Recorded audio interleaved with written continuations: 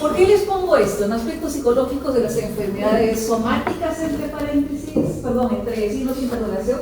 ¿Por qué causa? ¿Por qué motivo, razón o circunstancia? Porque hay un problema.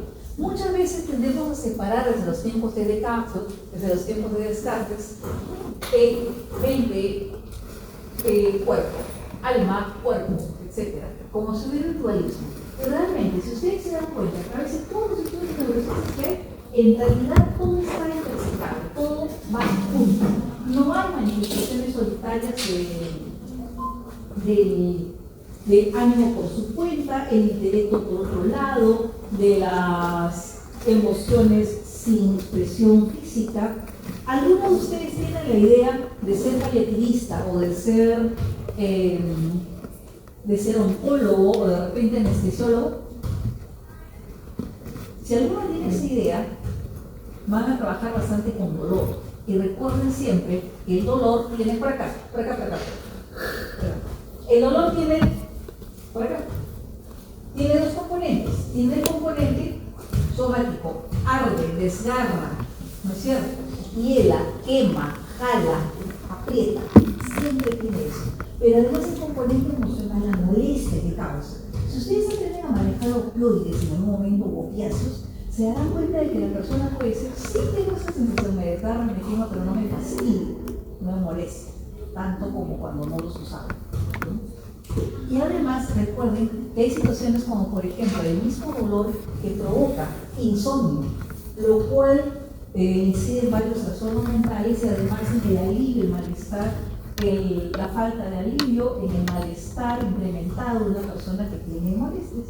Además produce ansiedad y además produce depresión. Entonces siempre tenemos un sustrato de ese tipo. ¿Qué más?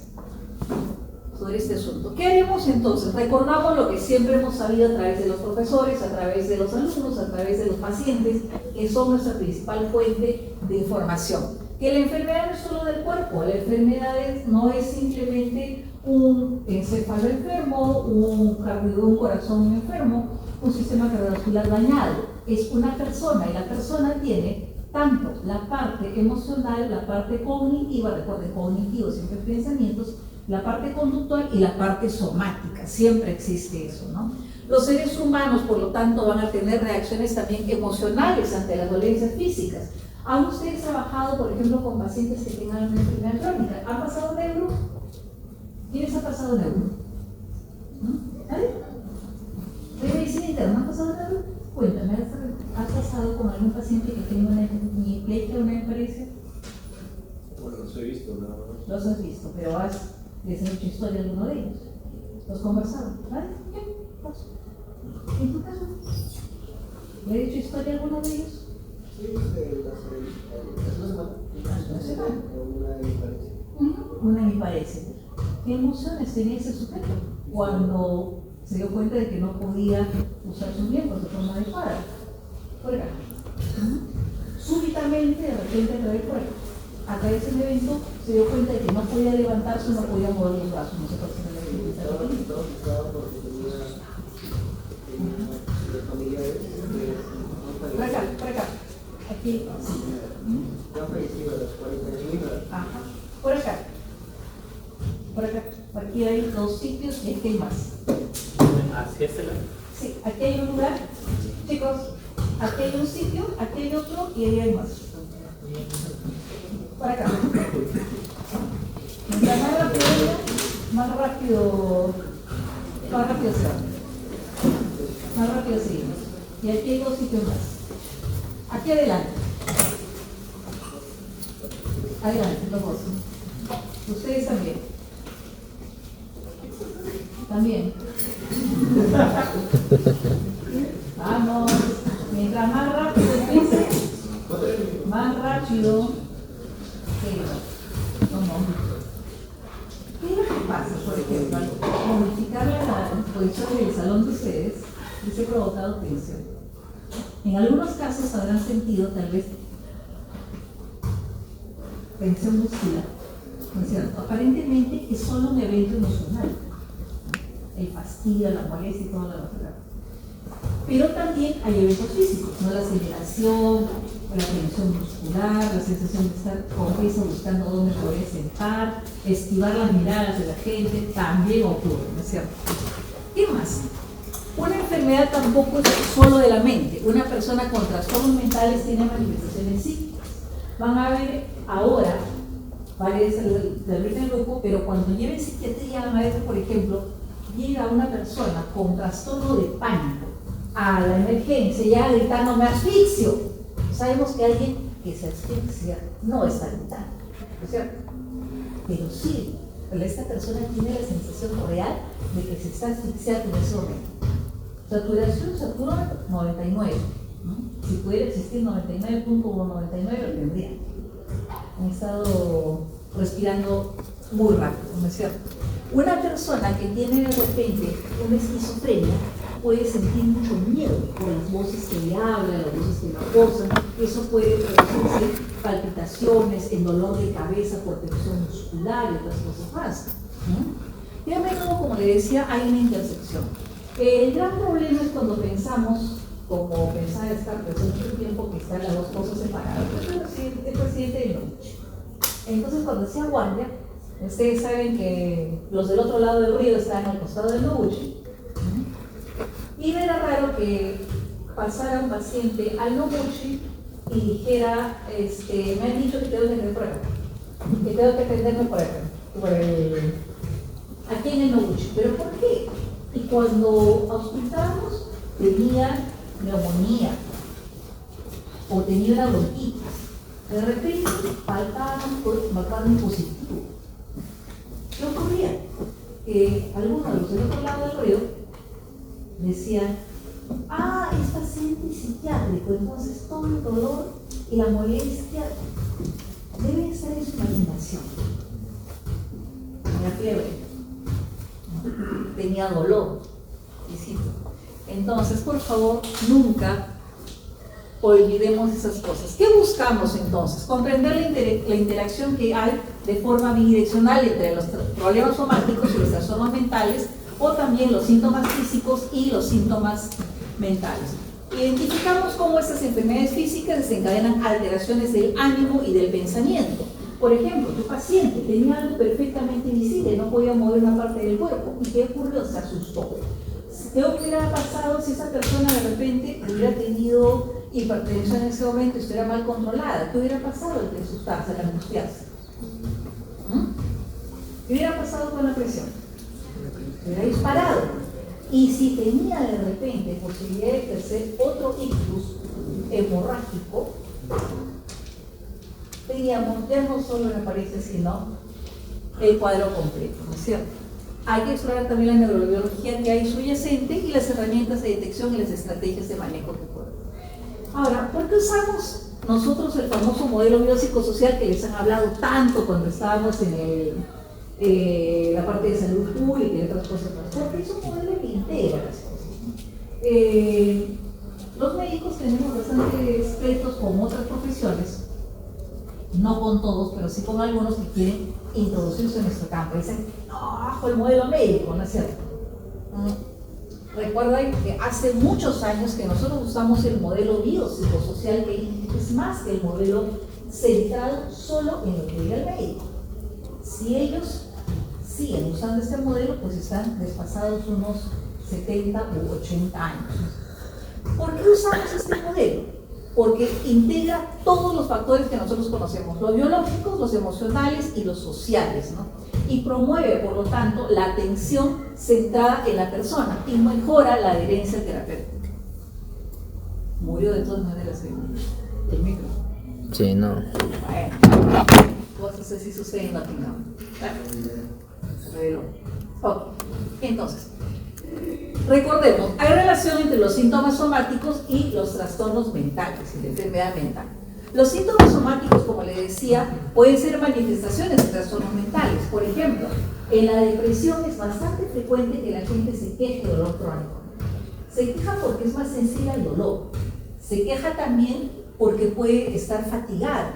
Se queja porque a veces con la misma postura que a veces la persona ocupa puede hacer carga en varias zonas del cuerpo que no están acostumbradas a recibir la misma atención. Puede provocar, por lo tanto, contracturas y es mucho más sensible a cualquier tipo de dolor que haya. La fatiga específica también es bastante frecuente. Recuerden que una persona ansiosa va a vivir como si estuviera salto de mata, ¿no? Pregunta, ¿cuándo se cansan más ustedes? ¿Cuando están en vacaciones, relajados, o cuando están en una semana en que les caen 2 parciales, de repente un par de días de trabajo y encima no saben si van a aprobar el curso o no? En esa semana, pues en la semana, de repente están con toda la adrenalina, de repente en algún momento, pero entrega el último trabajo, o de repente termina el tío pasa y lo único que quieren es llegar a su cama. La ansiedad generalizada es como si vivieran ese estado todo el tiempo, por lo tanto, abunda el desgaste de energía, hay mayor consumo de glucosa y otros elementos, y además hay más tensión muscular. Hay además una gran cantidad de movimiento no muy útil. Eso agrega gasto energético y disminuye la posibilidad de reposo, ¿no? Hay enfermedades físicas que predisponen a trastornos mentales, por ejemplo, las neurológicas. Por ejemplo, la enfermedad coronaria. ¿Alguien es aficionado a cardio? Por acá. ¿Ninguno? ¿Quieren decir los profes de cardio? Eso que está en medicina interna. Somos. Bueno, si es que ustedes ven pacientes cardiológicos, tengan en cuenta y busquen este detalle. Es muy frecuente que después de un infarto la gente se sienta, ay Dios mío, al fin he sobrevivido, he vuelto a nacer. Y cuando descubre que tiene falla, cuando descubre que tiene limitaciones, que hay cosas que no va a poder hacer, y encima vive con la posibilidad de tener uno de infarto, como si tuviera la espada de Damocles en la cabeza, ¿qué va a pasar? Muchos se deprimen. Ojo, recuerden, depresión no es igual a tristeza. Y eso métanse en la cabeza, ¿no? La gente ha vulgarizado el término depresión. Ay, me jalaron el examen, estoy depre. Me dejó el chico o la chica de mis sueños, estoy depre, ¿no? No resultó el número de la tinta, estoy depre. Eso no es depresión, eso es tristeza. La depresión es un trastorno mental que necesita diagnóstico, necesita tratamiento y que puede ser mortal de varias maneras, no solo por suicidio. Si tenemos una persona con infección por acá, por acá, por acá. Si tenemos una persona con una infección y depresión, ¿qué va a pasar? Por lo natural que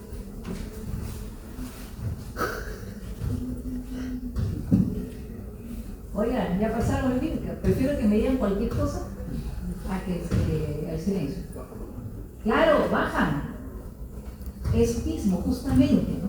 Si tenemos a alguien cuya vida, ya sea con infecciones o ya sea por tumoración, depende de la presencia de natural killer, se nos va a ir entre los dedos si es que no detectamos depresión, ¿no? Y no es, como le decía siempre a algunos chicos, la palmoterapia, eso ponte valiente, ya, ponte bien, piensa de otra manera, etcétera, etcétera, eso solo moviliza secreciones, ¿ya? No sirve para nada más. Detecte y trate. Diabetes, la diabetes también tiene más posibilidades cuando tosan. ¿Cuál es la medida? Flexura de codo, ¿no es cierto? Recuerden, eso es el COVID. Diabetes predispone a depresión por acá, a depresión, a ansiedad, y eso además trae dificultades porque la persona tiene problemas de apetito. Si se deprime, probablemente no coma la cantidad necesaria y suficiente para poder mantenerse bien, probablemente pueda hacer cetosis además, y otro problema, no va a recordar instrucciones y no se va a ver motivada para comer de forma adecuada, para tomar su medicación, para hacer ejercicios, para hacer cambios de vida. Mucha gente que se deprime comienza también a comer sin placer, pero come un montón. Entonces, ¿qué es lo que pasa? Tenemos hiperglicemias rampantes. Tengan cuidado. Ciclos también de retroalimentación. El dolor mismo trae insomnio. El insomnio provoca irritabilidad. Y además, aquí hay un extra, no solo irritabilidad, sino también incremento de la atención hacia el estímulo.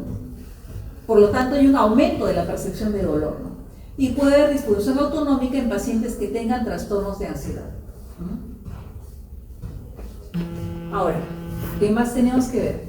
Cuando una persona tiene trastornos del ánimo, ansiedad generalmente, perdón, depresión generalmente, no manía, recuerden que puede haber anedonia y aplanamiento afectivo.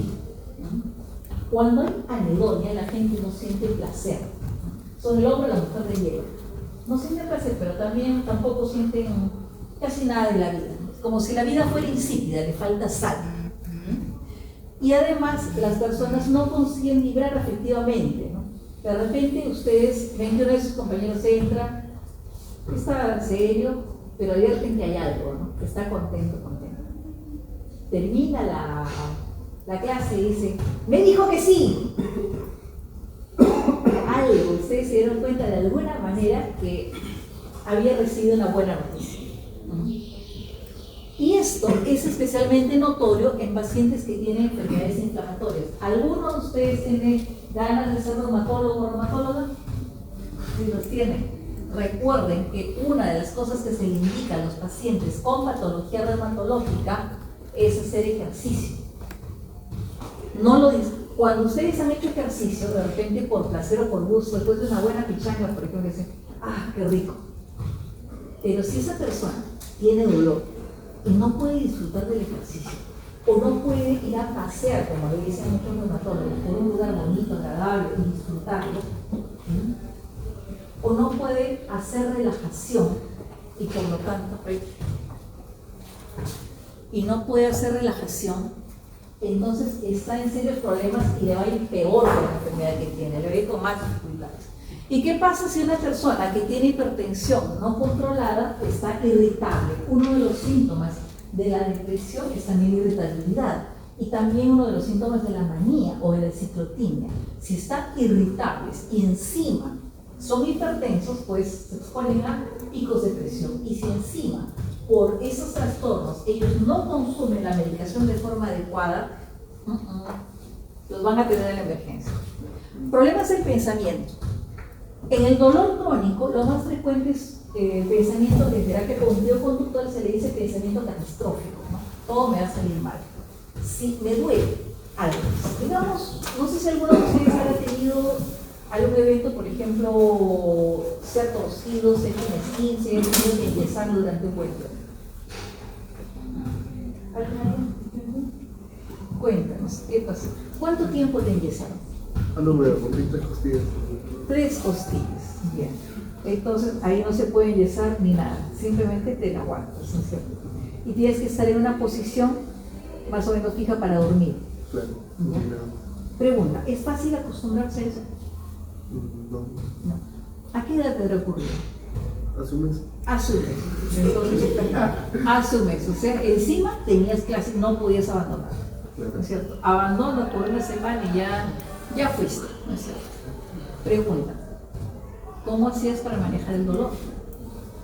Y la dificultad y la limitación que hay para poder mover. O sea, tomaba analgésico, pero como era un dolor muy fuerte, ya no hacía efecto. Ya no hacía efecto. Aguantarse. Y a veces uno tiene ganas de quedarse en la casa. Sí.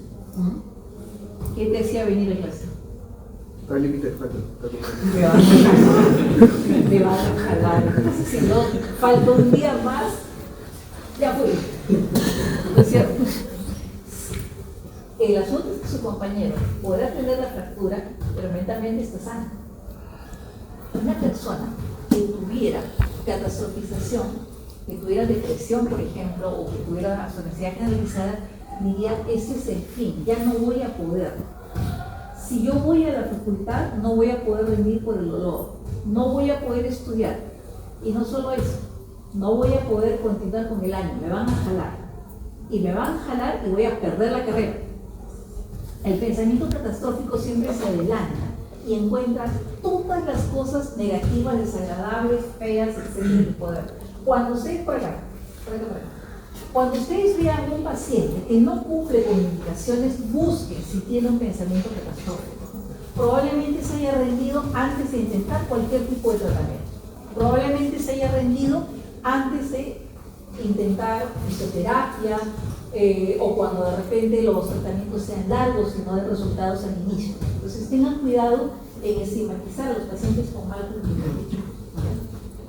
Síntomas psicóticos secundarios de insuficiencia renal o alteraciones electrolíticas, el famoso delirium, puede pasar. Por acá. ¿Qué ocurre? Cuando una persona tiene problemas que alteran el medio interno, una de las patologías más comunes es que haya delirio. Nosotros decimos, corriges el problema inicial y bueno, corriges el problema hidroelectrolítico, corriges la glucosa, corriges el problema metabólico y todo está bien. Muerto el perro se quedó la rabia. Pero mientras una persona que tiene este tipo de problemas puede dañarse, puede caerse, puede no seguir indicaciones, puede asustarse. Hay un paciente, por ejemplo, en delirio, me acuerdo que nos llamaron corriendo de una interconsulta porque estaba en el pabellón, estaba aparentemente muy tranquilito, un viejito de unos 75 años que acaba de salir de la sala de operaciones. De repente da un grito y se quita las vigas y sale corriendo, porque se había asustado, había un hombre de negro supuestamente y no estudia medicina, estaba con estas publicidades, nunca sin escalas, sin negros, sin escalas, por acá. Si no va a aparecer el cuervo, que es el... Sus pacientes no le va a gustar. Entonces, ¿qué más? El hombre se asustó al ver ese supuesto hombre vestido de negro que estaba ahí y salió corriendo porque pensaba que lo quería matar. Recuerden esto, siempre los delirios, los síntomas psicóticos que se presentan secundarios a fiebre, infecciones, trastornos electrolíticos, son probables causas de accidentes en el momento. Y obviamente tienen impacto en la funcionalidad, ¿no? En la enfermedad de Parkinson, por ejemplo, por ponerles un ejemplo, hay necesidad de hacer rehabilitación, hay necesidad de que la persona preserve su capacidad de movimiento, pero que encuentre también ciertas estrategias para manejar el problema. Si el deterioro cognitivo leve, no va a poder hacerlas. Va a tener dificultades inclusive para reportar lo que le ocurre, el malestar que pueda tener. Puede decir de repente que la combinación de levodopa y carbidopa no está funcionando bien, puede quejarse de eso en su casa, pero cuando va con su neurólogo, si tiene un problema de deterioro cognitivo, tal vez no recuerde lo que le pasa, tal vez no recuerde las pesadillas que tenía y no pueda reportar las molestias que tiene. En otras situaciones, como por ejemplo las afecciones a los hematopatías y varios, como por ejemplo el lupus, puede haber también problemas como el neurolupus, que puede producir síntomas psicóticos, puede producir alteraciones en la memoria y otras situaciones más. Entonces, chicos, recuerden, siempre existe. Todo esto puede estorbar al especialista más pintado. Vamos un poquito. La neurobiología de la interacción mente-cuerpo. No lo olviden. Cuando ustedes expliquen las conductas de un paciente, cuando quieran saber por qué un paciente tiene una conducta rara, por qué no cumple una indicación o por qué el tratamiento no resulta como ustedes esperan, fíjense si no hay alguno de esos problemas en intersección y expliquen al paciente por qué. Recuerden que hay varias situaciones en el cuerpo que nos pueden dar dificultades. Por ejemplo, siempre está activado o hipoactivado el eje hipotalámico pituitario adrenal. No sé por qué le pusieron acá la ratita, pero también hay alteraciones con las citoquinas, y sobre todo las citoquinas proinflamatorias. Siempre pregúntense en las enfermedades inflamatorias si su paciente está haciendo algún problema cognitivo o algún problema de ánimo junto con esto. Y también el eje microbiota intestino-cerebro. Cuando nos enteramos hace algún tiempito de la acción de la microbiota sobre los cambios de conducta, nos quedamos leves. No vamos a cambiar la microbiota de la gente para resolver la vida, pero sí hay indicios de que de repente al hacer cambios en la microbiota o la comida o los medicamentos que alteran la microbiota puede empeorar no solo la enfermedad sino el ánimo de los sujetos. Todavía está en fase de investigación, pero sí ocurre. Están planteando que de repente hay más campo de estudio para los famosos trasplantes de microbiota. No sé, nunca se me hubiera ocurrido, la verdad. Hay un doctor, el doctor Eli Barrón, que investiga varias de estas cosas. Bueno, vamos a ver. Ahora, recuerden por favor esto que de repente lo hayan visto en fisio, ¿no? Que cuando hay estrés crónico y hay enfermedades somáticas crónicas, estas van a incrementar siempre la actividad de este queridísimo eje, el hipotálamo hipófiso adrenal. Y obviamente esto va a traer alteraciones de todas nuestras descargas originadas en suprarrenales y que van a alterar neurotransmisores en todo sitio. La inflamación sistémica afecta la función cerebral a través del estímulo pues, de las citoquinas proinflamatorias, ¿no? Y generalmente esto es bien notorio en las personas que tienen algún problema sistémico y hacen síntomas depresivos y que pueden traer déficit cognitivo, ¿no? Recuerden que además hay disfunciones neuroquímicas que se alteran los sistemas serotoninérgico, dopaminérgico, lo que conocemos siempre en psiquiatría, ¿no? Y que están estos asociados tanto a las enfermedades mentales como a los procesos somáticos. La enfermedad física siempre de forma crónica y muchas veces de forma aguda va a alterar varios sistemas neuroendocrinos, siempre lo va a hacer, ¿no? Y además recuerden que existe esto a la inversa, lo voy a repetir en 2 o 3 láminas así, para que lo recuerden, ¿no?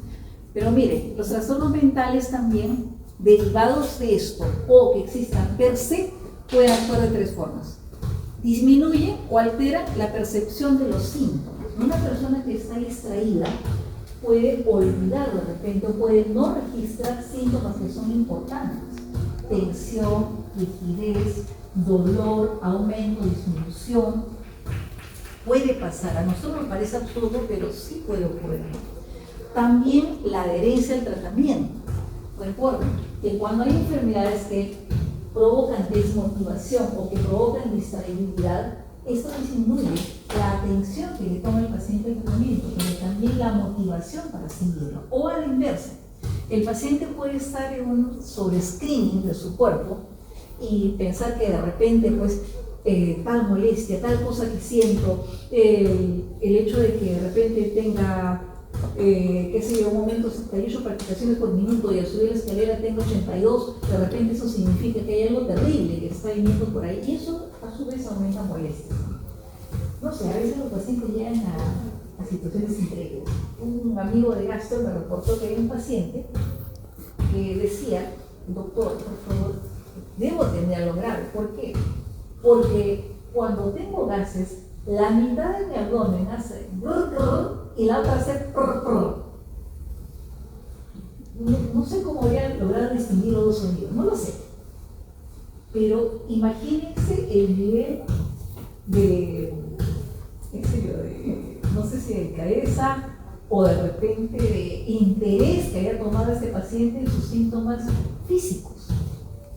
Le costó, Dios ayuda a mi amigo a explicarle que los sonidos eran los mismos y bueno, se tomó un buen rato de explicarle con un dibujito del sistema digestivo varias cosas que tranquilizaron más al paciente, ¿no?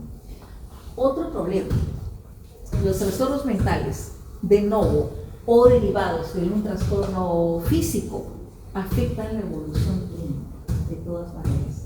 Si es conocido, una persona que tiene depresión está más propensa a tener episodios cerebrovasculares. Una persona que tiene manía es más probable que esté expuesta a lesiones o a ETS, ¿no? Y que estas sean menos bien seguidas, que estas sean más descuidadas y tal vez tengan reexposiciones y reinfecciones. Ahora, el estrés mismo psicosocial que se asocia a la misma enfermedad modifica la función fisiológica, ¿no es cierto? Si una persona sabe que, por ejemplo, tiene una pancreatitis, la pancreatitis puede matar. ¿Estará tan tranquila? No. Si sabe que tiene cálculos, vivirá esperando tal vez el momento en que tenga nuevamente un episodio de cólicos con angustia. Y puede ser, no sé si alguno de ustedes ha tenido alguna vez cólico por cálculos renales. Yo no los he tenido, pero una amiga mía los tuvo hace algún tiempo y dice: no existe dolor más espantoso. Me he fracturado una pierna, he tenido una hija, y en ese momento dice, yo estaba retorciéndome literalmente en la camilla del hospital. Me quedé claro. No recuerdo dolor más espantoso, no lo sé. Espero que nunca nos sea un gran dolor. Entonces, y esto va a impactar la recuperación o puede agravar así eso el problema somático, ¿no? Algunos ejemplos acá que pueden leer con tranquilidad. Los clásicos: enfermedad cardiovascular, diabetes mellitus 2, enfermedades inflamatorias crónicas y dolor crónico. Ojo, me detengo acá en el dolor crónico, que es el gran descuidado de todos. Alguien que de repente tiene una vértebra aplastada, alguien que tal vez tiene secuelas por algún accidente de tránsito, o una persona que tiene tal vez algún problema de otro tipo que le genere dolor. Recuerden, crónico más allá de 6 meses. Alguien que tenga cáncer. Pero digamos, si algo me duele en este momento, ¿puedes tú darte cuenta de que me duele? Sí, algo me duele. ¿Puedes darte cuenta? No. ¿Puedes darte cuenta de que algo me duele? Si una persona comienza a quejarse de dolor, háganle caso. Háganle caso. Y está doliendo, no está magnificando, no está siendo tonta, ni cobarde, ni nada por el estilo. Háganle caso. Ya te puse la cantidad de analgésico necesario. Oigan, le duele. Háganle caso siempre. No hagan como los del otro lado del río, que se esfuerzan en mantener las dosis estandarizadas y no en atender al paciente. Y el dolor crónico, como les decía, tiene una alta comorbilidad con ansiedad y depresión. Recuerden que últimamente se piensa en la depresión como un trastorno inflamatorio.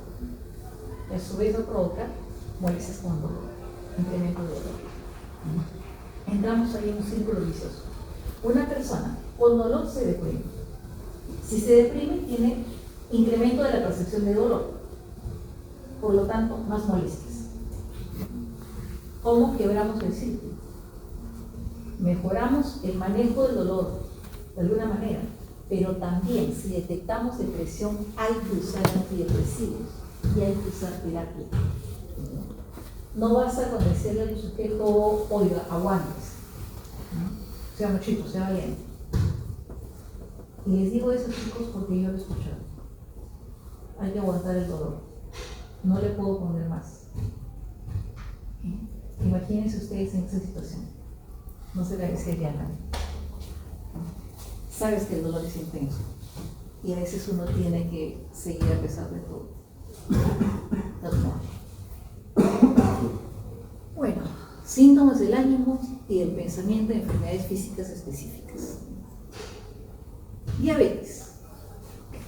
Generalmente hay síntomas del ánimo entre 2 y 3 veces más que en otro tipo de trastornos. Y también los trastornos de ansiedad, ¿por qué? Han pasado endocrino.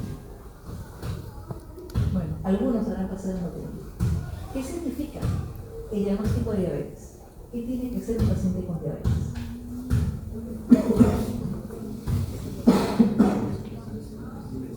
Cambios de estilo de vida.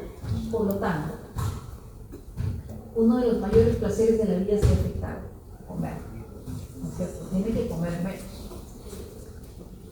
Y de lo que come, tiene que cambiar el tipo de comida. ¿Qué más? Los pacientes con diabetes, al menos los tipo 2, ¿son flacos? ¿Tienen actividad física? ¿Cuánto tiempo le lleva a ustedes a entrenar para la semana? Y estamos en agosto, va a hacer falta septiembre, octubre. ¿Cuándo van a entrenar para la semana? La gente la empieza a entrenar la segunda quincena de septiembre. Tienen entrenamientos previos. se necesita costumbre, hábito, tiempo, ganas. Y a veces, alguno de ustedes ha intentado el celular, sí, te pido que sea o apagado o guardado. El otro asunto es, ¿cuánto tiempo? ¿Alguno de ustedes ha intentado hacer ejercicio cuando antes no lo había hecho? Por entrenamiento físico, por ejemplo. ¿Alguno de ustedes? ¿Fue fácil? No. ¿Qué fue lo más difícil? El dolor. Provoca dolor, ¿no es cierto? Ejercitar un músculo que no ha estado en el mismo nivel de actividad durante un tiempo provoca dolor y eso desanima mucho. Entonces, fíjense, no es tan sencillo seguir las indicaciones que le decimos a un paciente. Y si encima no percibe molestias todavía, solo tiene un resultado escrito en un papel, pues no me siento tan mal. ¿Y para qué? De repente el doctor o la doctora pues son unos exagerados, ¿no es cierto? Entonces podemos tener problemas por eso. El paciente no siempre va a seguir nuestras indicaciones y si está encima deprimido por los cambios, por las cosas que va a tener que abandonar, la comida, de repente, sus hábitos de holganza agradables, etc., puede también estar angustiado por saber cuánto tiempo voy a usar y si es que de repente me cortan una pierna y si es que puedo pagar la medicación. Ojo, no toda la medicación sale del Seguro Social y existe. Hay gente que también se paga su medicación. La dieta, la buena dieta es más cara que la dieta usual. Si ustedes van, por ejemplo, un menú de esos que hay por cerca de la maternidad, ¿cuánto cuesta un menú?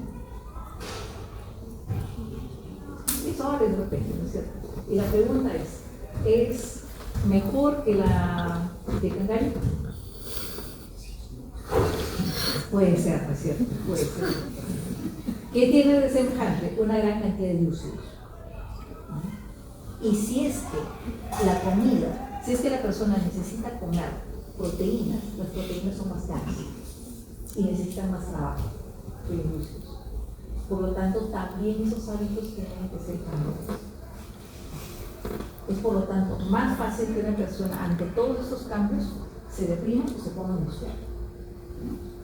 ¿Qué más? Recuerden además que la fluctuación de la glicemia puede desencadenar irritabilidad, tristeza, angustia, fatiga. Y la angustia es una cuestión que es muy frecuente en el caso de las hipoglicemias. En el caso de las hipoglicemias, mi madre fue diabética. Ella contaba que cuando ella aprendió a darse cuenta de que cuando había hipoglicemia, aparte del frío y el sudor, ella sentía miedo en algún momento, por ese sentir miedo. Y entonces esa misma sensación la asustaba. Y cuando comenzaba a hacer esfuerzo, decía, uy, de repente me va a venir una hipoglicemia. Y se metía pues un par de caramelos por si acaso, para que no le viniera la hipoglicemia. ¿Cuál es el resultado? La glucosa pues subía. Era un mal manejo por miedo. Hasta que, bueno, nos confesó a mí y a mi hermano, que éramos médicos en esa época, que ya estaba haciendo eso. La tranquilizamos, la llevamos con su endocrinólogo, que un doctor con mucha paciencia. Y ya le explicó todas las circunstancias. Por acá, por favor, por acá. Por acá, por favor. Entonces, ¿qué más? Otra cuestión, estrés crónico, ¿no? Asociado a los problemas de manejo de la enfermedad y el miedo a las complicaciones. El miedo es un factor, es un factor muy importante a la hora de tener en cuenta el tratamiento de un paciente, ¿no? Por ejemplo, vimos con los residentes una pacientita, tenía entre otras cosas, mezclando la fatiga con la diabetes. Tenía una glucosa basal de 135 y tenía una glicosilada de 10.8. La glicosilada no miente, ¿no es cierto? Pero señora, ¿ya ha tomado usted su medicamento? Porque me dice que estaba yendo muy bien. Sí, los he tomado. Sí, los he tomado bien. ¿Cómo es bien? Bueno, los he tomado de vez en cuando. ¿Por qué? porque me dolía el estómago. Ustedes saben que uno de los síntomas, de los efectos secundarios es el dolor de estómago, ¿no es cierto? O el dolor abdominal, en todo caso, perdón. Entonces, no le había explicado que eso iba a pasar conforme ella se acostumbrara al medicamento. No le había explicado que le podían cambiar de medicamento, que es que eso era una molestia. Entonces, ella en realidad se asustaba mucho por el dolor y tomaba mal la medicación, la tomaba de cuando en cuando. Y ahí tenemos la explicación de la hemoglobina glicosilada. Otra cuestión, la dificultad para concentrarse y los pensamientos negativos. La gente se puede distraer mucho cuando se da depresión y luego toca la puerta del consultorio. Es que tienen suerte. Dicen, doctora, no entendí la receta. ¿Qué no entendió? Se yo lo he explicado hasta con punto de señales, pero se me olvidaba. Recuerda que para que una persona pueda recordar necesita atender. Y si no atiende, no puede construir algo para recordar. Y por lo tanto va a olvidar. Si se distraen, no van a recordar. Y por lo tanto, pueden salir del consultorio y decir, ¿qué significa esto? Tiene la receta en la mano, pero no pueden descifrarla en ocasiones. No es necesariamente por mala letra, sino porque no pueden entender, no pueden descifrar el código que tenemos ahí. Y además, si hay pensamientos negativos, eso refuerza, por ejemplo, las creencias inadecuadas. De repente, como decía un paciente, me va a quemar los riñones. Eso lo vimos en la práctica. Si tomamos este medicamento, eso me va a quemar los riñones, me va a hacer bien para una cosa, pero me va a hacer daño para otra. Si el paciente tiene angustia, probablemente tome mal la medicación por esa razón. O no la quiere tomar. Ya. Más todavía, ahorita. Se revela. A veces pasa. Ya, ¿qué más? Si alguien tiene interés en cardio, recuerden que depresión y ansiedad ya son altamente prevalentes, ¿no es cierto? A la cabeza, depresión pre y postinfarto. Cuando alguien está, por ejemplo, con angina y vive con la espalda, ¿no? Pues pensando, uy, ahorita me viene el infarto. Ojo, rastreen varias cosas, ¿no? Mi esposo es cardiólogo, es el 8 piso. Y resulta que una vez estaba evaluando un pacientito postinfarto y los dos señores estaban saliendo. Pero no, el señor medio decaído, medio tristón. Y cuando de repente salen por la puerta, la señora le dice, pregúntale. Y el señor dice, no, pregúntale tú. No salió curiosidad. Dice, señores, vengan, cuéntenme, ¿cuál es la pregunta? Los dos se sientan, se miran, ¿no? Y la señora dice, mi esposo quiere saber si podemos tener relaciones, o de repente, porque él tiene miedo de quedarse muerto en el acto, ¿no es cierto? Ya, pues no se acordó la lengua para no reírse. Dice, no se preocupe, mire, señor, el infarto ha sido muy pequeño, la capacidad está afectada, etcétera, usted puede hacer su examen normal, etcétera, etcétera, y eso pues no hay ningún problema. Bueno, sería la pareja más feliz, ¿eh? Por favor, tengan cuidado con esos detalles siempre, recuérdenlos, evalúenlos, pregúntenle al paciente, díganle, a veces no se los van a contar, ¿no? Recuerden que si su paciente tiene ansiedad, hay estrés crónico, y esto va a elevar el riesgo cardiovascular. ¿Por qué? Porque nuestro queridísimo sistema simpático, que ya no es tan simpático, se va a activar, y se van a activar también los mecanismos inflamatorios, ¿no? Que van a incrementar acciones sobre las placas esteroides y todo lo demás, ¿no es cierto? Además, puede haber preocupación intensa por la salud y catastrofismo. ¿Qué es lo que le decimos a los pacientes después de un infarto? Vaya a hacer su rehabilitación, haga ejercicio, mejore su masa, pero si hago ejercicio, me puedo infartar, a lo mejor no hago nada, prefiero quedarme en mi casa tranquilo. Y el paciente otra vez cae en otro episodio de estrés. Entonces recuerden siempre esas dificultades que pueden existir. ¿Qué más? EPOC, si alguien quiere ser neumólogo, me va a interesar esto. Cuando hay EPOC, recuerden que la persona está en búsqueda de aire. Y alguna vez han hecho la prueba de respirar. Si le han hecho alguna vez descubrirán que se marean, que se fatigan, ¿no? Que se cansan, y que eso puede provocar angustia o una sensación muy parecida en personas. Las personas que tienen EPOC, además, con la sensación, con la búsqueda de situaciones que pueden exacerbar sus dificultades para respirar, pueden tener mucha angustia, pueden deprimirse por la complicación respiratoria, por la fatiga también. Y en algunas situaciones pueden hacer tanta angustia de repente cuando están tal vez con un episodio de bronquitis o algo que exacerba la enfermedad, que pueden llegar hasta niveles de episodio de pánico. Y en el episodio de pánico pueden incrementar por sí misma la ventilación, pueden hiperventilar y pueden tener la emergencia por molestias exacerbadas, derivadas de la angustia. Y además, obviamente, van a haber alteraciones en el sueño y problemas de concentración.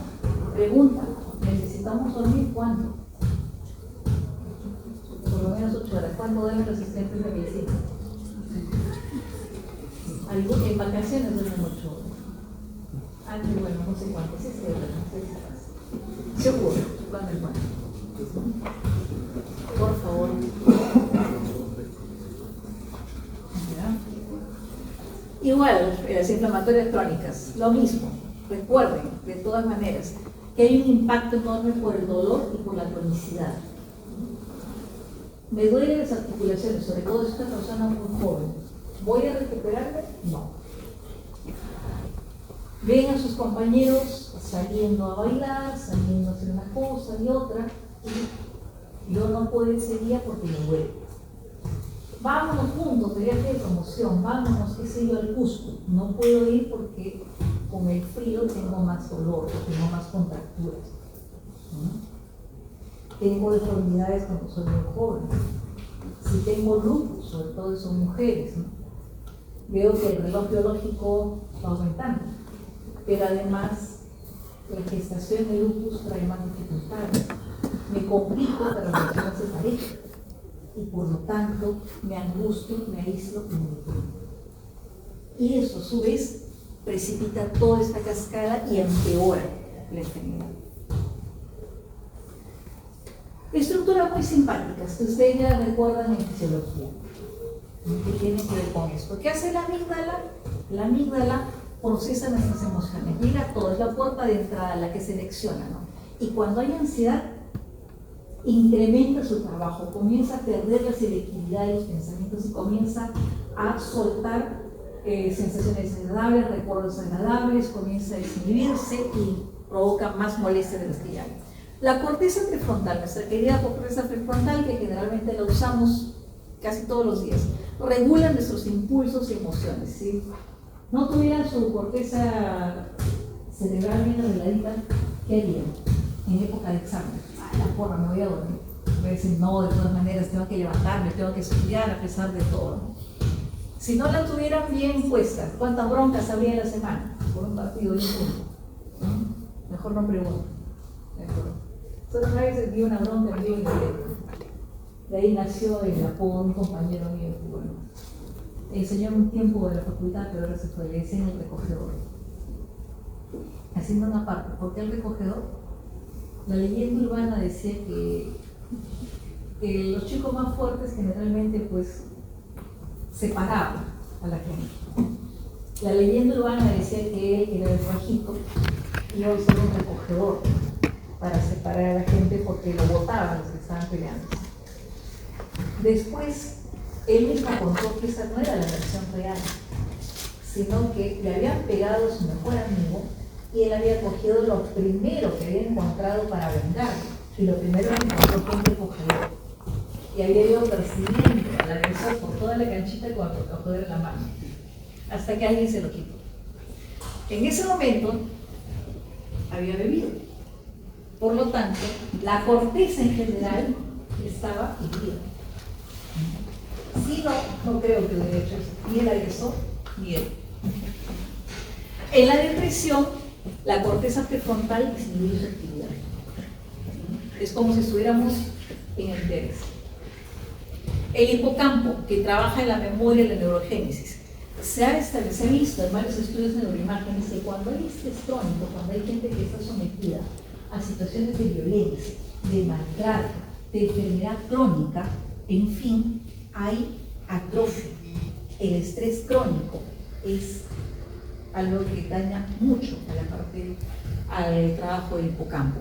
Por lo tanto, hay alteraciones en la memoria y sin memoria no podemos recordar no solo los datos, sino no podemos recordar de repente emociones y estrategias que nos interesan usar en ese momento. En el núcleo accumbens reside la principal fuente de la motivación y la recompensa, ¿no? Por ejemplo, ya han tenido en esas semanas horribles que suelen ocurrir, en que tenemos parciales, trabajos, finales, etc. Y bueno, resistimos a pesar de todo y resistimos durante 7 años porque sabemos que la recompensa pues está al final, no vamos a ser médicos, encima vamos a ser de San Fernando. Chicos, ustedes han entrado a la facultad a la cual es más difícil ingresar a todo el Perú, ¿no? O sea que ustedes son los escogidos, ¿no? No hay nadie mejor que ustedes. Han tenido que ganarle 50 para estar acá. Los de la competencia han tenido que ganarle 18. ¿Dónde está el mejor material? Así que, por favor, recuerden que cuando nuestro núcleo accumbens se afecta, la persona pierde la capacidad de motivarse y pierde la capacidad de gratificarse con las cosas que eran deseadas, anheladas, disfrutadas, ¿no? Y por lo tanto, cuando la persona tiene una hipofunción del núcleo accumbens, no puede disfrutar de lo que le gustaba antes. Y eso es muy frecuente en la depresión.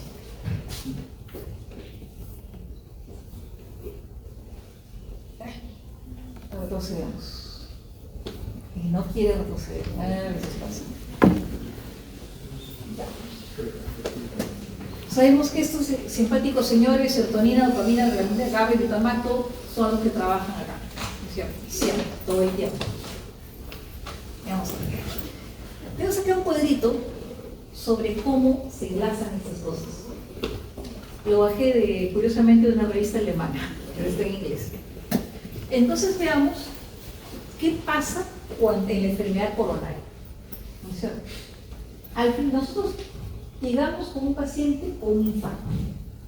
Pero ¿cuál es la historia previa? Se puede haber reprimido. ¿Por qué se puede haber reprimido? Puede ser una depresión de nuevo. Hay gente que no necesita nada, sino un pequeño cambio bioquímico para la depresión, que puede tener todo perfecto. O puede tener también estresores crónicos, lo cual facilita la presencia de la depresión.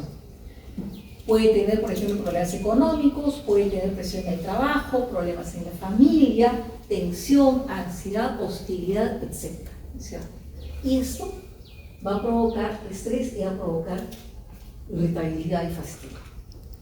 Ahora, este sujeto puede tener esas situaciones, pero tal vez él agregue factores conductuales, ¿no?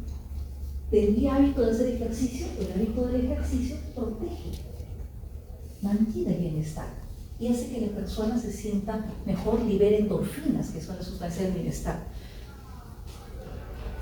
Una dieta de altas calorías, si la persona come poco, generalmente se sentirá en mejores condiciones físicas. Se come mucho más, probablemente se sienta también abotarada, se sienta angustiada o se sienta con una figura inadecuada. Y esto puede mermar su autoestima y aumentar los síntomas depresivos. Puede también esto provocarle dificultades para poder cumplir con los tratamientos por malos hábitos. Si encima fuma, recuerden que los efectos farmacológicos del tabaco producen depresión, producen calma y producen también activación.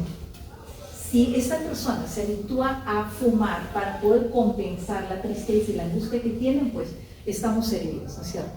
Y además, de repente, este tipo tiene factores biológicos, genes que no ayudan, es obeso, tiene el LDL elevado y encima, por estas situaciones psicointuales y por esas situaciones el ambiente que tiene puede tener una respuesta incrementada al estrés, ¿no? Puede tener dificultades también este lado por la acción simpática. Encima, peor todavía, tiene una enfermedad inicial.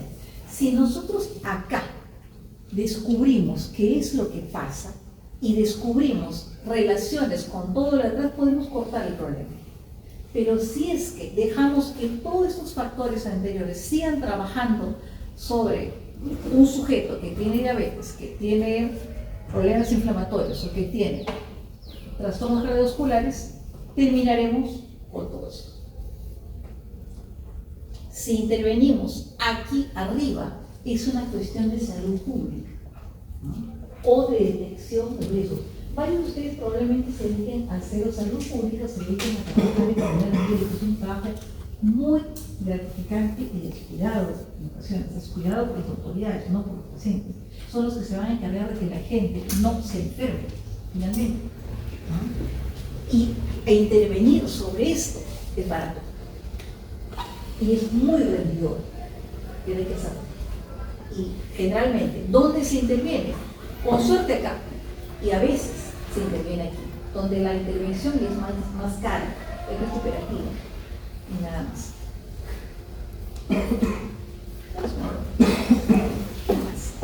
¿Cómo detectamos esas situaciones? ¿Cómo detectamos en nuestra práctica usual esto? Cuando si no nos vamos a dedicar sino a hacer cirugía, nos vamos a dedicar a hacer traumato, nos vamos a dedicar a hacer tal vez patología o hacer medicina interna. ¿Cómo trabajamos con eso en la práctica usual? Bueno, son dos. Aquí. Vete. Nada. Se reveló. Dale ya. Ahí, ahora sí, pásala. Nada. Ah.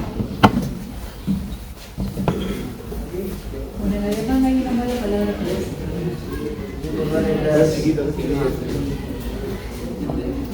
Ya, ahí está, perfecto. Recuerden, ustedes están viendo el examen mental, ¿no es cierto? ¿Está apagado? ¿Está apagado?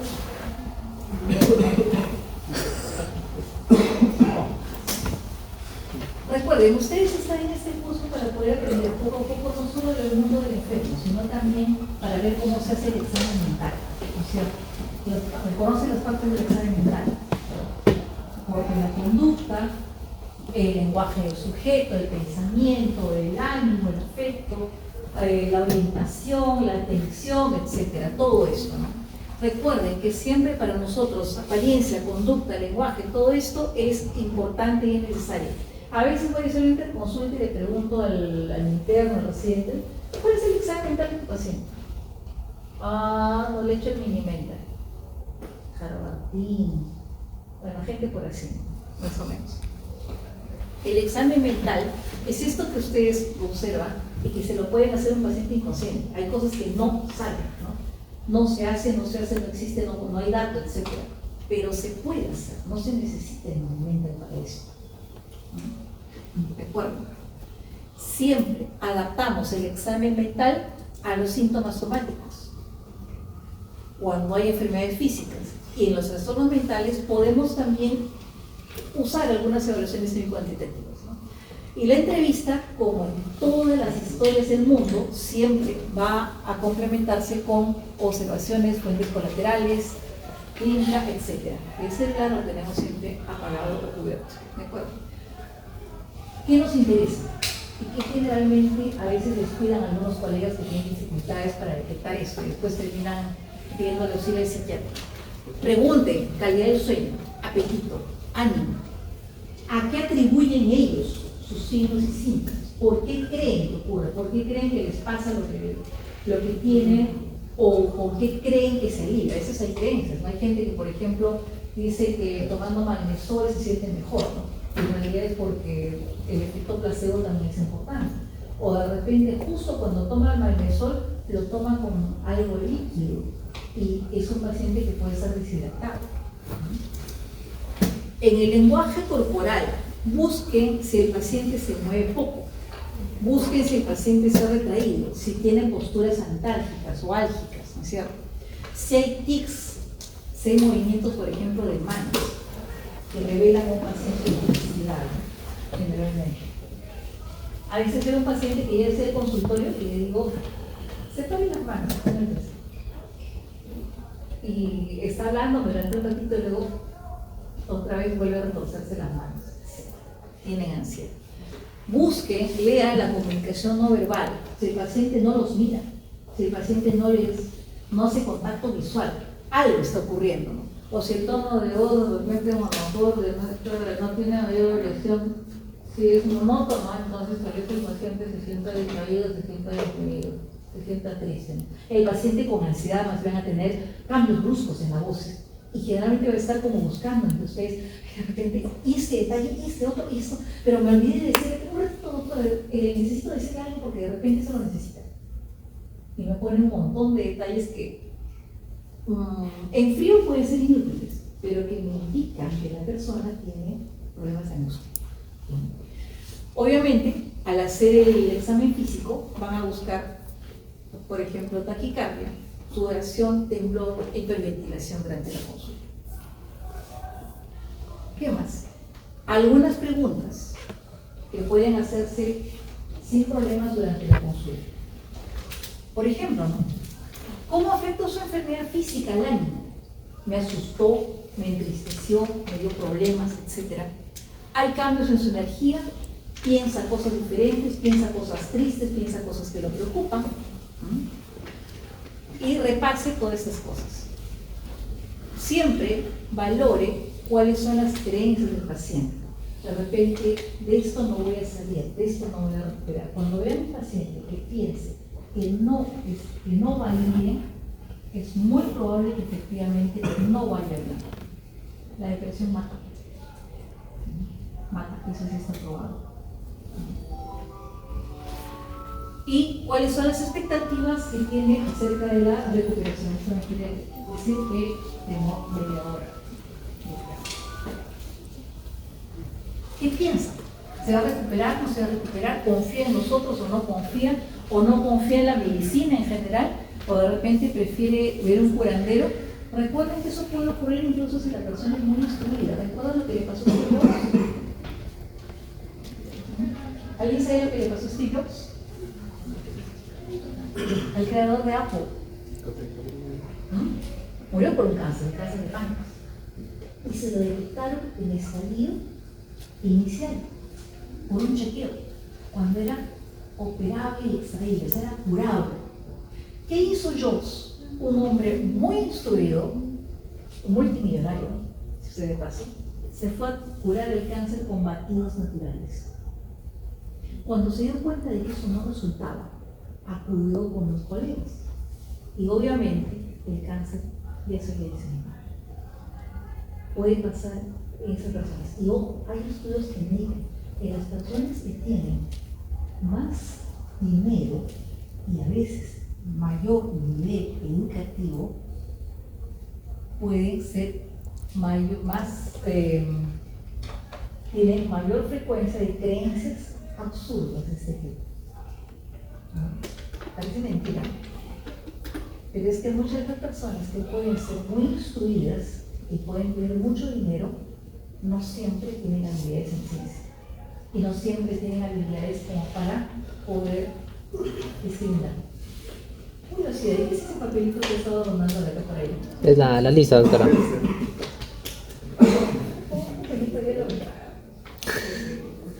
Para que me estén ahí conmigo. Busquen datos, como le decían, ¿qué más? Busquen el impacto emocional de la patología. Imagínense que le digan a alguien, saben que necesita un injerto de piel. Si le dicen que van a necesitar un injerto después de una caída por un accidente de tránsito y de repente es en el muslo, bueno, no hay tanto problema. Imagínense que sea en la cara. ¿Cómo ha cambiado el ánimo desde el diagnóstico? ¿Qué le preocupa sobre su cuerpo y su tratamiento? Mi mamá era gordita cuando le dijeron que tenía diabetes. ¿Qué ocurrió? Tuvo que hacer la dieta. Por la diabetes misma bajó de peso, bajó bastante de peso. Pero ahora tenía que aprender a conservar un peso adecuado y sano. Se preocupaba por las cosas que comía, se preocupaba por las calorías, se preocupaba por si había una insulina. En esa época había dificultades económicas en el Perú y había problemas para conseguir insulina. Entonces eso se agregaba todavía las preocupaciones que ella tenía.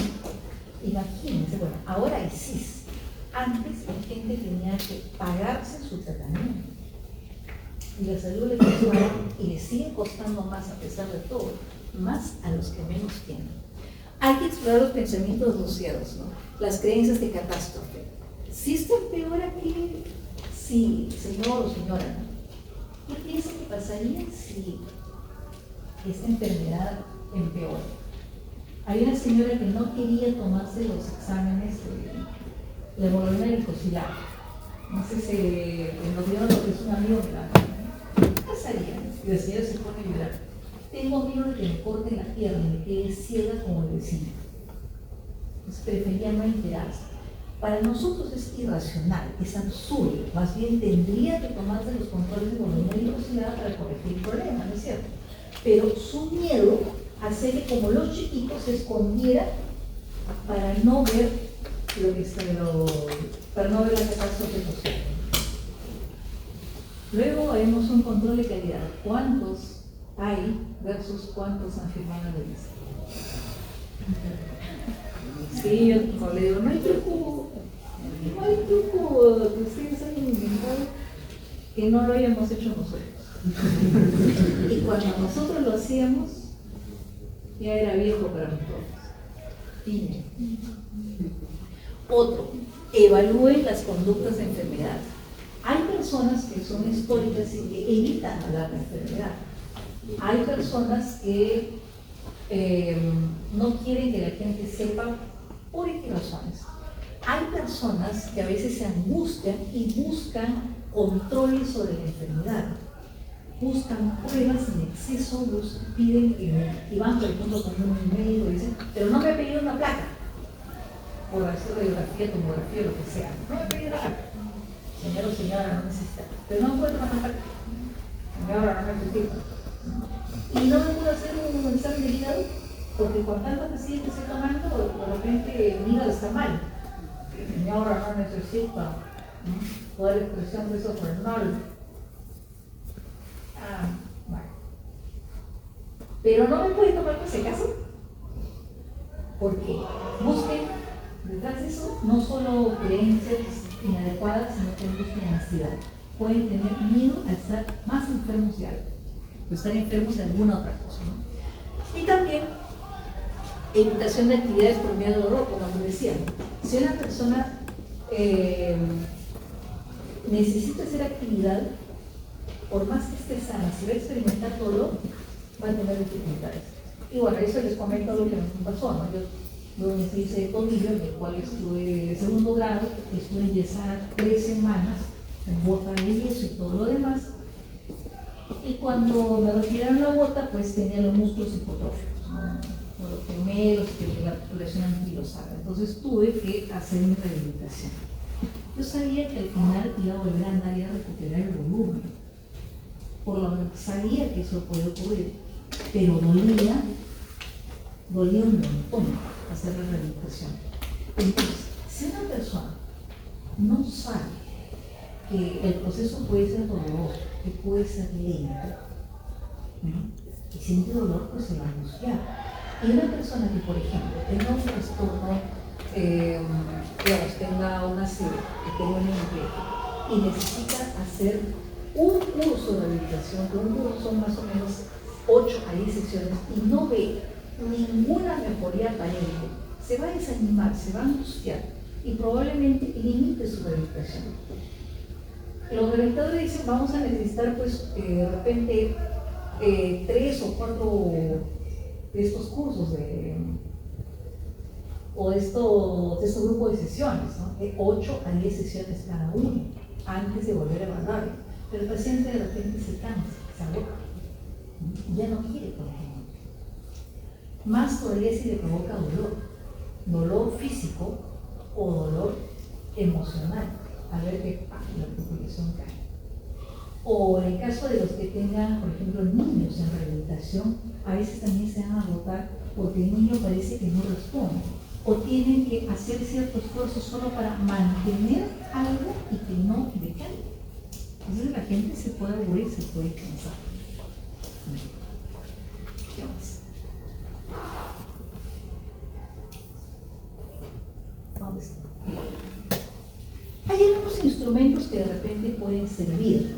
Por ejemplo, si tienen interés en hacer una evaluación y quieren obtener un dato concreto, ¿no? Ojo, ninguno de estos supera al clínico. Estos son pruebas de screening, por si acaso. Todas estas son pruebas de screening, ¿no? El PHQ-9, que es bien utilizado para depresión, el GAD-7 para ansiedad, el PHQ-15 para síntomas somáticos y la escala hospitalaria de ansiedad y depresión. Todos sí, son bastante útiles. Y nos pueden salir muchas veces como marcador. Yo veo que un paciente está deprimido, le aplico un PHQ-9 y sí pienso que puede estar deprimido. Lo mando con el psiquiatra, sí está deprimido, ¿no es cierto? De verdad que está deprimido. Pero resulta que de repente yo le hago un PHQ-9 a la persona que va a sufrir una amputación en algún momento. Obviamente queda bastante alto. Pero el PHQ-9 dice, ha experimentado estos síntomas en las últimas 2 semanas y agrega varios síntomas además de la tristeza. Para ayudarnos a discriminar si la persona está triste, tiene un problema de adaptación o realmente está deprimida, ¿no? El MINI, que evalúa a 14 trastornos psiquiátricos, es un diagnóstico, en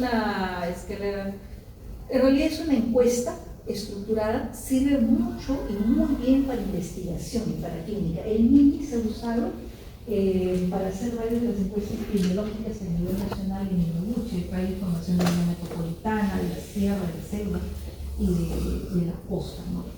Ha servido bastante. Barra y 14 trastornos bien práctico. Por ejemplo, veo los criterios mayores. ¿Tiene esto? Sí. ¿Tiene esto? Sí. Pasa a la pregunta descriptiva. ¿Tiene tal cosa? No. ¿Tiene esto? No. Pasa a la siguiente. En media hora una persona está naturalmente completado. Y esto que es importante, las escalas de dolor, ¿no? Acute pain, EVA, sirven, ojo, habitualmente las manejan en unidad de dolor, pero no es malo que las usen ustedes en la práctica diaria si es que hay algún problema de dolor en un paciente. Les va a servir para ver también la progresión de la terapia, a ver si ayuda, no ayuda lo que están haciendo, si es que de repente necesitan mejorar algo o no. La progresión también es importante. Pasas esa. Ahora, ¿cuándo nos ayuda más? Estas de acá, y estos son los cribados, ya había pasado, se revela. Estas de acá, el PHQ-9, por ejemplo, nos ayuda bastante en depresión, GAD-7, como decía, en ansiedad, pero fíjense, PHQ-9 nos ayuda a valorar los cambios, podemos usarla para seguir. Aquí, en el GAD-7, nos ayuda para ver, sobre todo, cuando hay ansiedad generalizada en enfermedad. No solo ansiedad generalizada como trastorno de ansiedad generalizada, sino cuando existe asociado a una enfermedad. PHQ-15 valora bastante bien los síntomas somáticos, bastante les va a servir ahora que está en medicina interna, si quieren evaluar qué tanto se preocupa un sujeto por las molestias que tiene. El SSD-12, que es otra escala, puede ayudarnos con los trastornos somatomorfos, ¿no? En los cuales hay los síntomas, los famosos síntomas médicos inexplicables que tienen a veces una raíz emocional o que se amplifican por una raíz emocional. Y la escala de catastrofización del dolor, que nos sirve para dolor crónico, para ver qué opina el paciente sobre el dolor, qué dificultades tiene y cómo se afronta, qué se espera del dolor, qué tanto temor hay para este. Se ha revelado. Nada más. Era mismo, no tenía más. Pacientes con trastornos mentales nos sirve una entrevista clínica estructurada, ¿no? Observen siempre, por favor, estado de ánimo de afecto, proceso del pensamiento, contenido del pensamiento, la percepción y la conducta. No dejen de observar esto. En todas las historias, siempre observen. Ahí. Ahora, a veces nos es difícil saber cuándo empieza un trastorno físico y cuándo empieza o cuándo se trata de un trastorno mental que tiene síntomas físicos, ¿no? Siempre la base de la historia y la cronología. Recuerden, siempre en lo primero que viene la anamnesis, el motivo de consulta, y luego los síntomas, y luego está el relato cronológico. Esa es nuestra pieza clave, ¿no? ¿Qué es lo que pasa primero? Si hay síntomas de depresión y luego viene un infarto, entonces hay una depresión. El infarto no produjo depresión. El enfoque para un psiquiatra puede ser diferente. Para el cardiólogo sabe que tiene que pedir ayuda, ¿no? Y sabe que tiene que apoyar en ese momento, sabe que tiene que curar la depresión. La evaluación se tiene que hacer de forma exhaustiva. Tenemos que evaluar al paciente de la parte física y de la parte somática, ¿no? Y las características del síntoma, qué tan claros son, si tienen alguna correlación con una imagen, tienen correlación con alguna maniobra conocida o con el cuadro clínico, ¿no es cierto? Pero recuerden esto siempre, los síntomas somáticos, que llaman los funcionales, siempre son sobredimensionados, no guardan relación fija. Por ejemplo, hay gente que tiene una sensibilidad mayor al dolor, sobre todo en la ansiedad. Los toques, no es que sea exagerado, es que realmente tienen más sensibilidad al dolor, como uno de mis hermanos, que choca con algo y chilla, por ejemplo. Seguimos otras búsquedas, ¿no? Respuesta a tratamientos específicos. Si de repente creemos que es un problema reumatológico, usamos ABCO, usamos todo lo que se tiene que usar, y el paciente mejora, pero se estaciona en algún momento, busquemos de repente algún otro factor emocional que esté molestando, ¿no? Y otras cuestiones, ¿no? Por ejemplo, una persona diabética y deprimida. Si conseguimos estabilizar la glucosa, vemos que la depresión mejora automáticamente. Recordemos también que es importante usar las herramientas diagnósticas estandarizadas. Sí hay que usarlas, de todas maneras. Nos ayudan a ver la progresión. Ojo, no dan diagnóstico, salvo MINI, y MINI se usa en epidemiología, ¿no? Integre siempre los hallazgos y hagan los diagnósticos. Compare las puntuaciones de los hallazgos del examen mental con las escalas que tienen, los síntomas físicos que hay. Descarten siempre los síntomas de la medicación que estén dando, si puede pasar, ¿no? Por ejemplo, cuando ustedes usan antihipertensivos, recuerden que de repente la persona puede estar medio decaída, angustiada en algún momento, ¿no? En su trabajo. Le damos un inhibidor selectivo de la recaptación de serotonina. Le damos, por ejemplo, le damos sertralina. ¿Qué les diría la doctora Maritza Plasencia para los que han sido seguros? ¿Qué es lo que hay que probar si la persona, a pesar de todo, sigue decaída? ¿Qué buscan? Le voy a decir a doña Maritza que no me respondió. Para que lo jale, ¿no?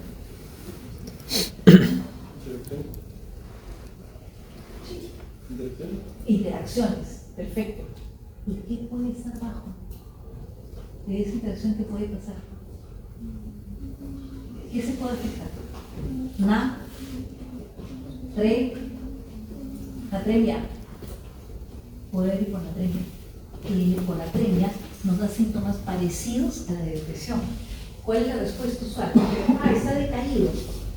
Le agregamos más sertralina. Y no nos fijamos en la anatremia. Y la anatremia puede dejar, la hiponatremia puede dejar lesiones. Y podemos aumentar el daño que hay. Diferenciar somatización de trastorno facticio o simulación. Ojo, aquí sí hay molestias. En estos no existen los síntomas, estos se crean, se inventan. ¿Okay? Ya sea por la satisfacción de ser mejor que el médico, o por ganar algo, como por ejemplo permisos, perdón de algunas sentencias, etcétera, etcétera, ¿no? Y hay que identificar siempre comorbilidades, una depresión en cáncer, una ansiedad en enfermedad cardiovascular, etcétera. ¿No? Ven por acá. ¿Qué hacemos? Porque es bonito saber que lo tenemos, pero ¿qué cosas hacemos? Se necesitan afrontar varias cosas. Como le digo, todo el mundo es valiente, todo dice sí, se debe hacer hasta que las cosas llegan, hasta que las cosas pasan, ¿no? Una cosa importante, educación. Si el paciente se le educa, si el paciente conoce, si el paciente describe sus síntomas, si podemos describir qué es lo que pasa en torno a ellos, el paciente va a entender y nos va a creer. Se puede hacer en sesiones breves en la consulta, explicarle por qué ocurren algunos signos y síntomas, por qué es que hay por qué el pensamiento catastrófico, por ejemplo, va a ampliar la percepción de dolor, hacerle un esquema de repente acerca de cómo funciona el eje total, ¿verdad? De forma sencilla, de forma bien simple, les va a ahorrar un montón de dolores de cabeza. Pueden usar folletitos, pueden usar videos cortos, técnicas de relajación, sí puede ayudar. ¿Algo en especial que realizar? ¿Algo que sea especialmente divertido? No sé si nos lo pongan, me compartes, sería muy bueno. Todos necesitamos relajarnos de cuando en cuando. ¿Qué más? Terapia psicológica basada en la evidencia. Ojo, terapia psicológica no significa psicólogo. Hay mucho ingenuo que cree eso, que es igual al psicólogo.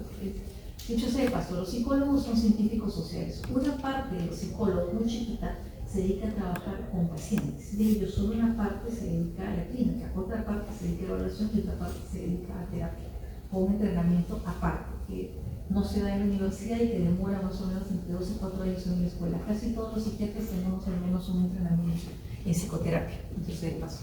Generalmente los 3 tipos de terapia más aceptados: la terapia cognitivo-conductual para modificar pensamientos y conductas inadecuadas, terapia de aceptación y compromiso. Eso es una cuestión de cultura general y psiquiatría lo van a ver con más énfasis. La aceptación y compromiso indica que la persona puede aceptar las molestias que tiene y comprometerse a hacer acciones para poder modificarlas o para aceptar lo que no puede cambiar. Y el mindfulness, o la reducción de estrés basada en mindfulness, con prácticas de atención plena en algún momento. Pueden, a veces para el Instituto de Psiquiatría les puse algunos, pero en internet hay videos de mindfulness, de ejercicios muy chiquitos para estar en el aquí y el ahora, que pueden ser bastante útiles cuando tenemos pensamientos, por ejemplo, yendo de un lado para otro, sobre todo en época de exámenes. Si pueden, úsenlos, ¿no? Si pueden, úsenlos, que va a ser bien útil, ¿no? Le decía, todo tratamiento, ojo, que sea realizado por alguien que es no médico, se hace primero por indicación de un médico. Todos, absolutamente todos. Y ese tratamiento tiene que ser supervisado por un médico. Al final terminamos siendo responsables del tratamiento ejecutado por alguien. No culpable que me pide de pata, pero ser responsable de haberlo evitado. Y esa es una cuestión capital. Cuando llegue psiquiatría en 5º año verán que eso es importante. El médico es cabeza de equipo. Eso quiere decir que tiene que supervisar la acción de todo el equipo que hay.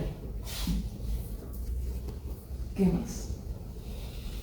Manejo farmacológico, si es posible, lo van a ver más en psiquiatría, antidepresivos duales. En estos casos se prefieren más los duales que los inhibidores solitos, ¿no?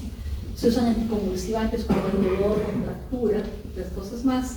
A veces algunos ansiolíticos, dice de liberación prolongada. Generalmente se usan cuando hay mucha ansiedad, los de acción corta, que son bromazepam, clonazepam, pero se prefieren en ocasiones los de liberación, los de vida prolongada, como son diazepam, ketazolam o clonazepam, ¿no? O también los famosos coanalgésicos, ¿no? El tramador y el ejercicio de psicoterapia, la fisioterapia, que también es útil. La psicoterapia también ayuda en estos casos. ¿Qué más? Siempre se busca atención colaborativa, que haya un equipo multidisciplinario, psicólogos, trabajadores sociales, enfermeros, ¿no? Médico de familia, si es que hay un especialista implicado, ¿no? ¿Por qué? Porque el cardiólogo no va a estar presente todo el tiempo, pero el médico de familia sí, el médico de cabecera, idealmente el centro de referencia, ¿no? Fisioterapeuta, un trabajador social, ese sería el equipo ideal, ¿no? Y generalmente se busca o se propone esos modelos en los que hay primera intervenciones de bajo umbral, que la persona reciba educación y sobre todo psicoeducación acerca de sus estados de ánimo, que haga actividad física guiada, que participe en terapia grupal, que haga terapia individual y que si no se consigue éxito, que se derive una unidad de dolor, en caso de dolor, o una unidad de psiquiatría.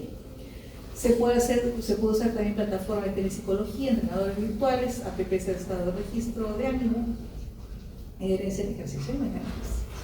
¿no? Y puede ser bastante divertido cuando lo sube. ¿No? ¿Algo más? Lo que se busca, que se fortalezca la actividad del sujeto con diarios de actividad, por ejemplo, ¿no? Que ejerza su propio plan, que haga lo que le gusta, que cree sus propias imágenes, que cree lo que le puede ayudar y ser mejor para esto. A ver, ¿sí eso no? Bien.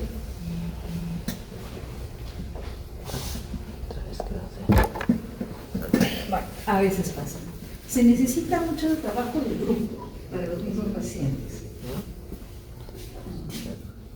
Ahí está. ¿Qué más? Los grupos psicoeducativos y de autoayuda son muy importantes. ¿Por qué? Porque en los grupos de autoayuda, todos los seres humanos que participan ahí tienen estos problemas. El quitar no se lee en la mano. No se van a mentir, no se esconden nada. Pueden ser más clínicos a nivel de sus emociones. Eso es necesario. ¿Qué más? Hay que involucrar a la familia, porque no es raro que haya algo que se llama emociones expresadas de estos pacientes. Que oscila entre la agresión. Claro, tú te haces así, ganas algo, tú no haces nada, tú comes echado, todo te lo dan, yo quisiera estar enfermo también para no hacer nada. Y la sobreprotección, pobrecito, pero si está enfermo, mira, no puedo hacer nada, de verdad que está muy mal, ¿no? Entonces, entre esos extremos se puede movilizar la actitud de la familia, ¿no?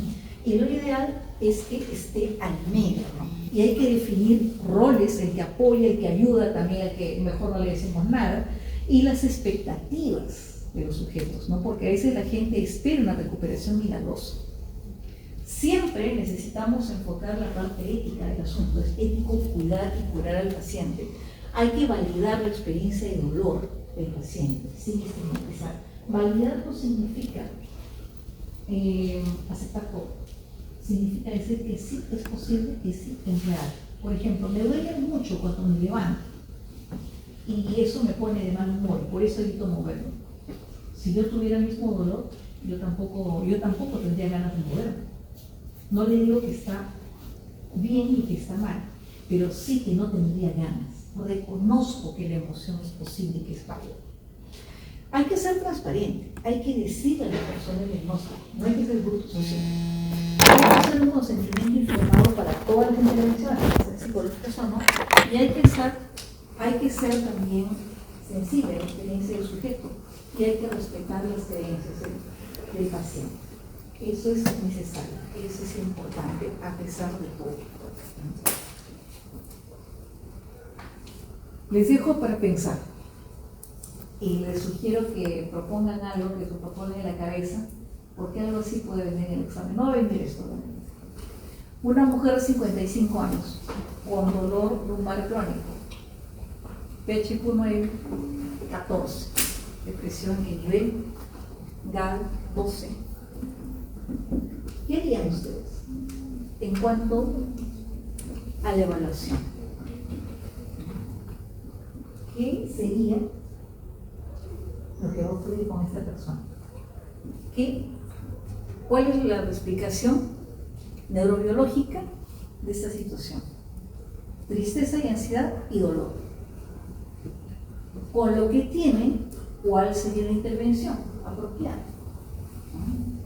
Y qué barreras éticas y socioculturales podrían haber en nuestra sociedad, en el matrimonio, en una dama que se encuentre tratándose por dolor lumbar crónico en un hospital, digamos, generalmente ustedes están ahorita en hospitales que son nivel 3.